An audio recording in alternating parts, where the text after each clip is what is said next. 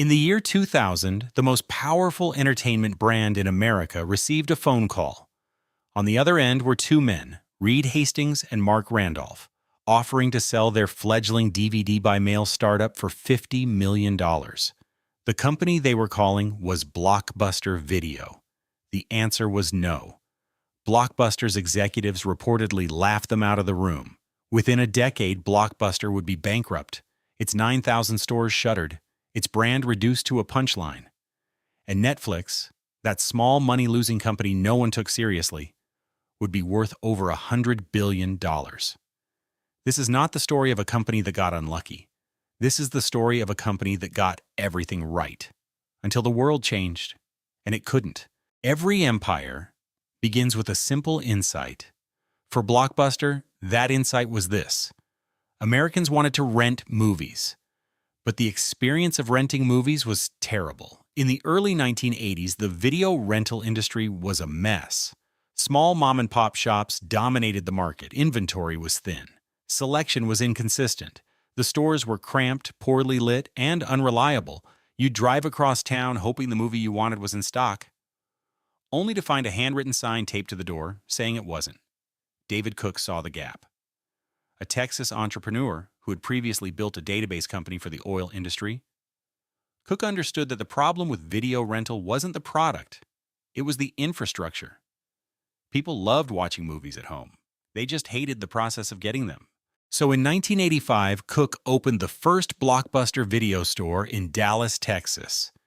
It was unlike anything the industry had seen. The store was large, bright, family-friendly, and stocked with thousands of titles. It used a computerized inventory system that tracked every tape in every location.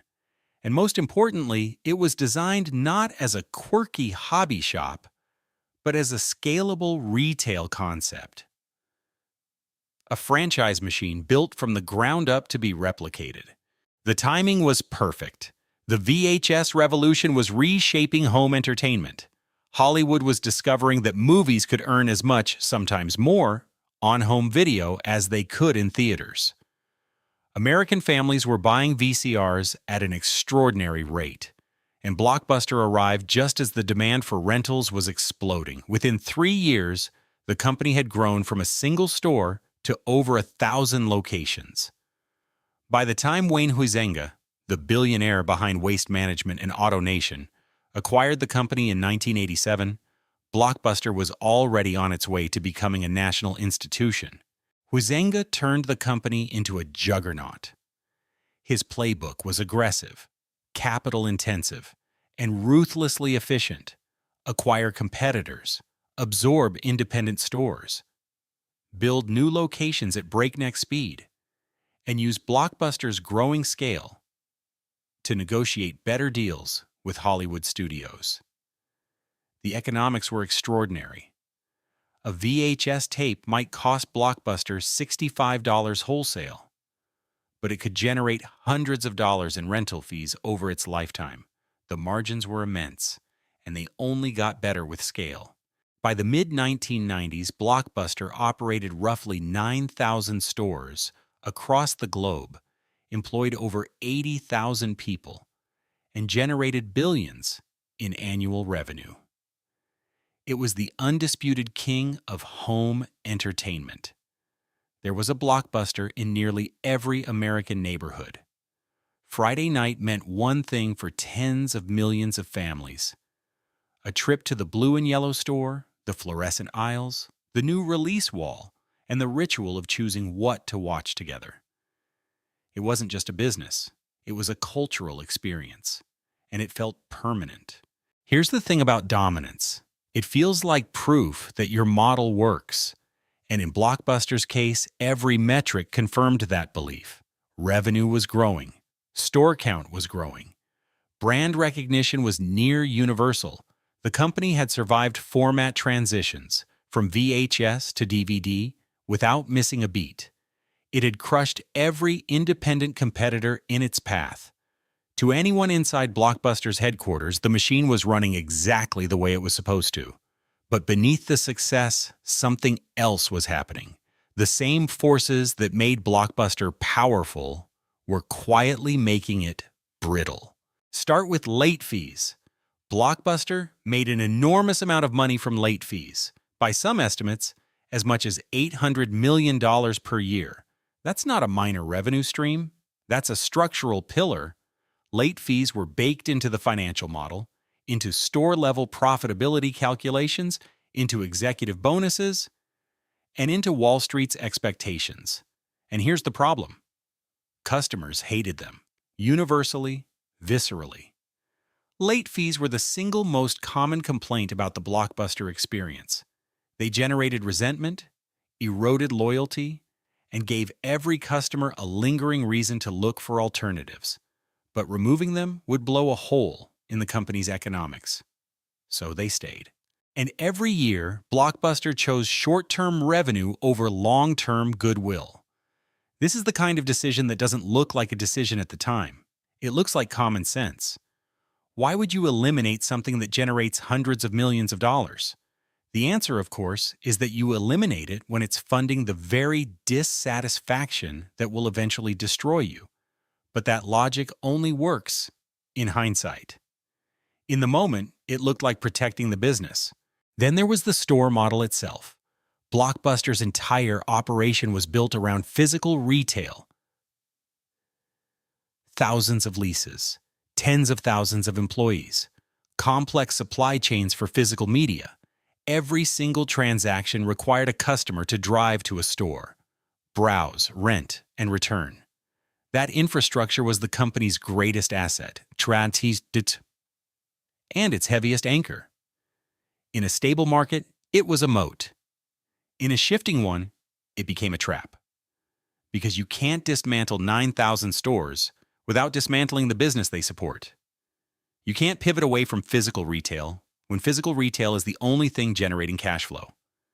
And you can't experiment with new models when every dollar you invest in the future is a dollar taken from the present.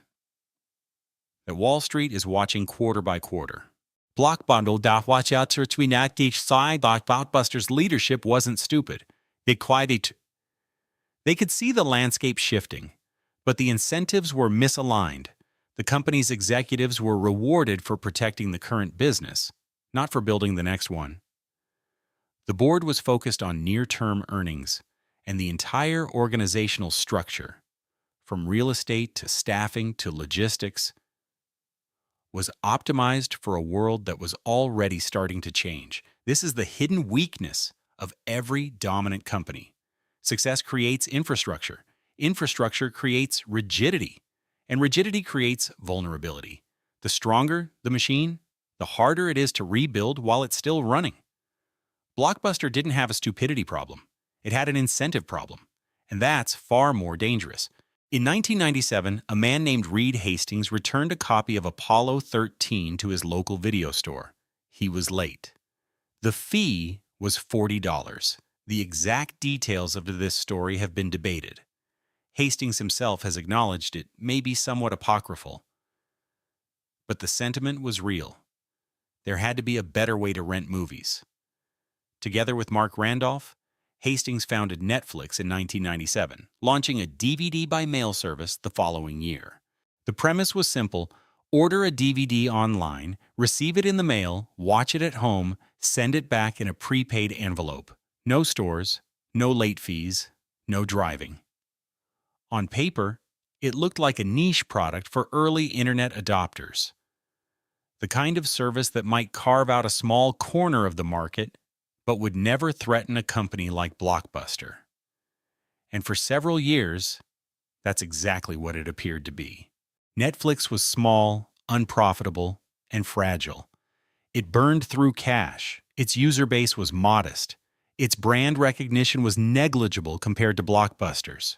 And its model had obvious limitations. You couldn't browse a physical shelf. You had to wait days for delivery, and the experience felt impersonal compared to the ritual of visiting a store. Blockbuster's leadership looked at Netflix and saw a minor inconvenience, not an existential threat. And honestly, that was a reasonable assessment at the time. Netflix was not yet a streaming company. It was a mail-order DVD service. The idea that it would eventually replace the entire video rental industry would have sounded absurd to almost anyone in the year 2000. But here's what Blockbuster missed and what almost everyone missed. Netflix wasn't competing on the same terms. It wasn't trying to be a better video store. It was trying to make the video store irrelevant. Its model was built for an entirely different set of economic realities. No stores meant no leases, no retail employees, no regional logistics headaches. No late fees meant customer satisfaction was structurally higher. A subscription model meant predictable recurring revenue. And the shift to digital, first with DVD optimization, later with streaming, meant Netflix's cost per unit of content delivered would only go down over time, while Blockbuster's would only go up. This is what strategic asymmetry looks like. One company is playing a game where scale makes it more expensive. The other is playing a game where scale makes it cheaper. And the longer the game goes on, the wider the gap becomes. The moment everyone remembers, the meeting in Dallas in the year 2000, when Hastings and Randolph offered to sell Netflix to Blockbuster for $50 million, is legendary, precisely because of how perfectly it crystallizes the miscalculation. Blockbuster's CEO, John Antioco, reportedly couldn't take the offer seriously. $50 million for a money-losing mail-order company? It felt like a bad joke. And in the short term, he wasn't wrong to be skeptical. Netflix was bleeding cash. It hadn't proven it could be profitable. And $50 million, while not an enormous sum for Blockbuster, was still real money to spend on what looked like a science experiment. But the rejection wasn't just about price, it was about worldview. Blockbuster's leadership fundamentally did not believe that the future of entertainment would bypass the store. They couldn't, because the store was everything. The brand, the revenue, the identity, the infrastructure. To accept Netflix's premise was to accept that Blockbuster's entire foundation was temporary, and no company willingly accepts that about itself while the foundation is still standing. To be fair, Blockbuster did eventually try to adapt, and the story of that attempt is in many ways more revealing than the initial dismissal. In 2004, under John Antioco's leadership, Blockbuster launched its own online DVD service, Blockbuster Online. Designed to compete directly with Netflix. And here's the part that often gets left out. It was actually working. By 2006, Blockbuster Online had attracted millions of subscribers and was gaining ground fast. The hybrid model, order online, return to a store, gave Blockbuster something Netflix couldn't offer. Customers could drop off a mailed DVD at a local store and pick up a new one immediately. It was a genuinely compelling proposition. But then came the collision between strategy and structure. Antioco wanted to invest heavily in the online business. He wanted to eliminate late fees. He wanted to accept the short-term pain to position the company for the long-term future. And this is where the internal politics of Blockbuster became fatal. Carl Icahn, the activist investor who had acquired a significant stake in the company, opposed the strategy. Icahn saw the costs of the online push eating into profits. He saw the elimination of late fees, which Antioco had begun implementing, as a reckless destruction of revenue. He wanted the company to focus on what it did best, run profitable stores. Icahn pushed to have Antioco removed, and in 2007, he succeeded. Antioco was replaced by Jim Keyes, a former 7-Eleven executive who believed Blockbuster's future lay in transforming its stores into general entertainment retail destinations, not in chasing Netflix online. It was the exact wrong bet at the exact wrong time. Think about what happened here. The one executive who understood the threat and was willing to sacrifice short-term profits to compete in the digital future was removed by an investor who prioritized quarterly returns. The replacement doubled down on the physical store model just as streaming was about to explode. Netflix launched its streaming service in 2007, the same year Keyes took over. The irony is almost too perfect. Blockbuster had a viable online strategy. It had the brand. It had the subscriber base. It had the physical infrastructure that could have been a competitive advantage, and it dismantled all of it, not because the strategy failed, but because the people in power couldn't tolerate the cost of pursuing it. Under Keyes, the company slashed its online investment, refocused on in-store retail, and tried to reposition itself as a destination for movies, games, and snacks. The strategy missed the fundamental shift entirely. Consumers weren't looking for a better store. They were looking for no store at all. Netflix's streaming service was growing exponentially. Redbox, those automated DVD kiosks outside grocery stores, was eating into the impulse rental market from below. And Blockbuster was caught in the middle, too expensive to compete on convenience, too slow to compete on technology, and too burdened by debt to do either effectively. The company had taken on massive amounts of debt through a series of acquisitions and leveraged deals. Servicing that debt consumed cash that could have funded digital transformation. It was a death spiral, declining revenue, rising costs, shrinking margins, and a business model that worked perfectly for a world that no longer existed. The unraveling happened faster than anyone expected. In 2010, Blockbuster filed for Chapter 11 bankruptcy. At its peak, the company had operated over 9,000 stores worldwide. By the time of the filing, it was closing hundreds per month. The brand that had defined Friday nights for an entire generation was evaporating in real time. Dish Network purchased the remnants out of bankruptcy for roughly $320 million, a fraction of what the company had once been worth. Stores continued to close one by one across the country. The blue and yellow signs came down. The fluorescent aisles went dark, and by 2014, all but one Blockbuster store remained, a single location in Bend, Oregon, that persists to this day as a kind of cultural museum, a monument to a vanished era. Meanwhile, Netflix was becoming one of the most valuable companies on earth. The same business that Blockbuster had dismissed in 2000 was producing original content, attracting hundreds of millions of subscribers, and reshaping the entire entertainment industry. The power dynamic had reversed so completely that it seemed almost fictional. A company that had once been laughed out of a meeting room was now dictating how the world consumed stories.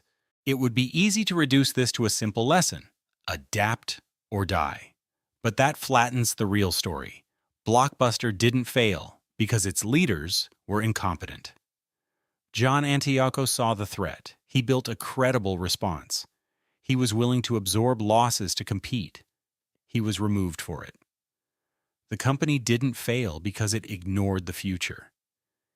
It failed because its structure, its debt, its leases, its revenue dependencies, its investor pressures, its organizational inertia, made the future impossibly expensive to pursue. And that is the deeper lesson, the one that applies far beyond video rental. Dominant companies don't collapse because they're blind. They collapse because they can see the future clearly and still can't get there. The infrastructure that made them powerful becomes the weight that holds them down.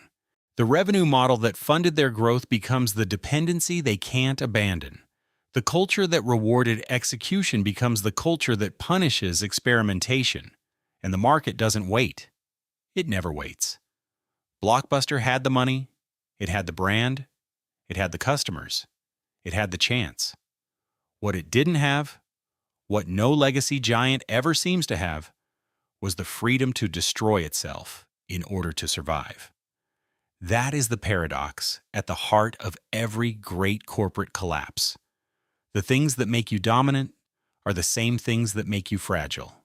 And by the time you understand that, it's already too late. There is one Blockbuster store left on the planet.